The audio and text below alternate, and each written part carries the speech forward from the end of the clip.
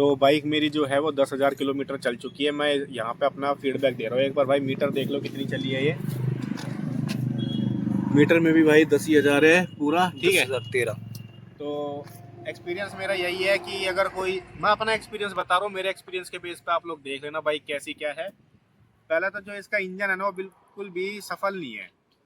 अभी जो है आप मेरी और भी वीडियो देखना जो यूट्यूब चैनल पे पड़ी हुई है, ये मेरे लिए बहुत ज़्यादा इशू क्रिएट कर रही है। एक सर्विस हिस्ट्री भी लगा दूंगा जो कि, क्योंकि मेरी बाइक जो है बाहर कहीं भी नहीं गई है, जितना भी काम हुआ है अब तक का सर्विस सेंटर में हुआ है, तो सारा सर्विस रिकॉर्ड है। तो मेरे पास एक पीडीएफ है, मैं वो लगा दूंगा। पहली सर्विस जो इसकी मैंने कराई थी वो 600 किलोमीटर पे करवाई थी, और दूसरी जो इसकी सर्विस थी वो 4500 किलोमीटर पे थी। तो 4000 किलोमीटर पे मेरी बाइक अपने आप चलते हुए बंद हो गई थी। स्पीड थी 65 की। मैंने क्लच दबा ली थी क्योंकि आगे रेड लाइट आने वाली थी। तो मेरी बाइक को जब मैंने उसके बाद जब खींचा तो ये बंद हो चुकी थी। कम से कम मैं 15 मिनट परेशान रहा, मेरी बाइक स्टार्ट नहीं हुई। तो पहला इशू तब आया, और जब मैं सर्विस करवाने गया 4500 पे, तो मैंने बताना जरूरी नहीं समझा क्योंकि वो मैंने इग्नोर कर दिया था। फिर मेरी सर्विस 4500 पे हुई। अब दूसरी सर्विस 5000 किलोमीटर पे करवानी थी जो कि 9000 के आसपास होती। मेरा 8 या 8,500 किलोमीटर पे इसका कंप्रेसर लॉस हो गया। तब मेरी स्पीड 10 या 20 की थी। मैं रेड लाइट पे खड़ा था, फर्स्ट गियर से सेकंड गियर पे मैं शिफ्ट कर रहा था। उस टाइम इसका कंप्रेसर लॉस हो गया। मैं 3 घंटे परेशान रहा भाई, कोई भी सर्विस नहीं मिली, कोई भी सुविधा नहीं मिली। जो एजेंसी वालों ने मुझे बाइक दी थी इसके अंदर उन्होंने RSA को बिल्कुल भी इंक्लूड नहीं किया था। तो अगर मैं बाइक को टो करवा के ले जाता तो लगभग 5-6 हज़ार रुपये का खर्चा आता। मेरा इंजन लगभग पता नहीं कितनी बार खुल चुका है, 2-3 बार इंजन का इसका काम भी हो चुका है। और फिर मेरी बाइक आती है सर्विस सेंटर से 9000 किलोमीटर पे दोबारा बंद हो जाती है। फिर 20 मिनट स्टार्ट नहीं होती, मैं दोबारा लेके जाता हूँ। तो जब 9000 किलोमीटर पे बंद हुई थी तो ये फिर से 15-20 मिनट स्टार्ट नहीं हुई थी। मैं इसको लेके गया। अब मुझे नहीं पता ये इशू क्यों आता है। मैं सेल्फ भी लेता हूँ और किक भी मारता हूँ, लेकिन बाइक स्टार्ट नहीं होती है मेरी। फिर इनको सर्विस सेंटर वालों को दी, इन्होंने 3-4 दिन अपने पास रखा। मुझे जब इन्होंने वापस दी तो इसके अंदर एक पटाखे जैसी आवाज़ आने लगी। ये जितने भी इशू है मैंने शॉर्ट्स वीडियो के थ्रू बताया हुआ है, वो सारी मैं एक बार स्क्रीन पर लगा दूंगा, आप चाहो तो जाके देख लेना। ये तो मैं इसमें भी बता देता हूँ क्या है।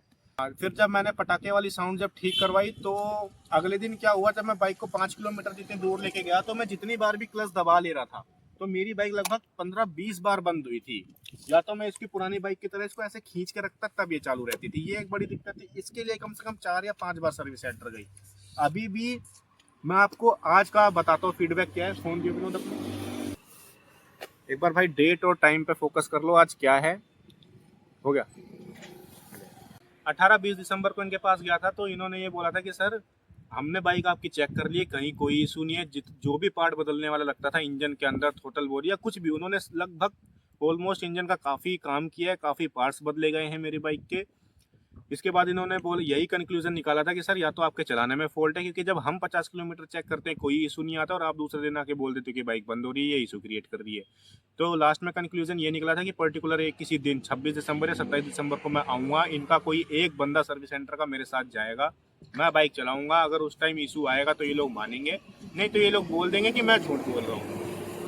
तो आज मैं गुड़गांव आया था, मैं काम से बाहर गया था, तो आज इनका एक बंदा मेरे साथ गया था। बाइक लगभग 6-7-8 बार बंद हुई है। खाली कमी इतनी है कि बाइक जो है वो हाई स्पीड में बंद हुई थी। अगर आप हाई RPM पे हो, जैसे 8 पे या 9 पे या 6 पे, और अगर आप यहाँ से क्लच दबा लोगे तो इसका बंद होना नॉर्मल है। उन्होंने एक बार भी 10 या 20 की स्पीड में बंद नहीं हुई। तो ये लोग ये कंसिडर कर रहे हैं कि हाई स्पीड में जब आप रहोगे 70-80-90, और अगर आप क्लच दबा लेते हो, अगर उस टाइम बाइक बंद होती है तो ये नॉर्मल है, क्योंकि जो इंजन है वो अपना दम तोड़ देता है। इनका सर्विस सेंटर वालों का कहना ये है, लेकिन मैं इस चीज़ को कंसिडर नहीं करूँगा।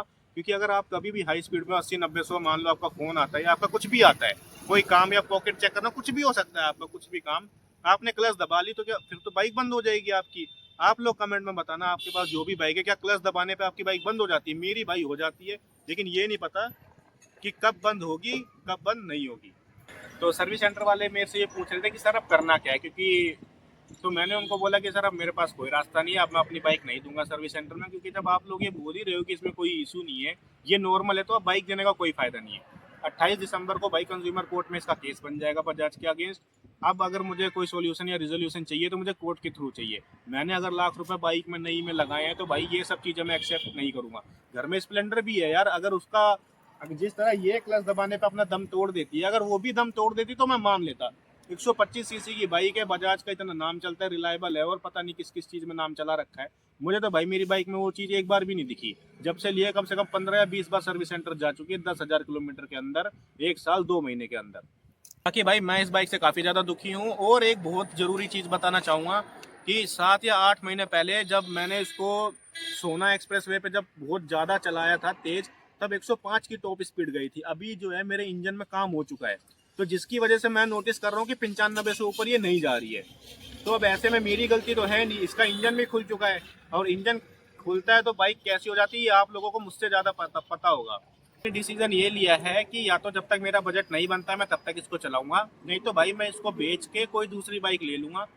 वो हम डिसाइड करेंगे कब लेंगे। और बाकी कमेंट में आप लोग बताना इसकी टॉप स्पीड देखनी हो या कुछ भी डिमांड हो इस बाइक से रिलेटेड, कोई लंबा टूर मारना हो या कोई छोटा या कुछ भी, कमेंट करना, सपोर्ट करना भाई, तभी ये सब दिखा पाऊंगा, क्योंकि अभी मेरे पास एसेसरीज वगैरह नहीं है, जो है वो खाली एक फ़ोन ही है।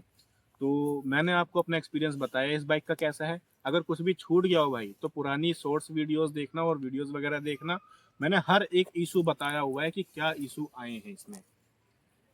बस भाई।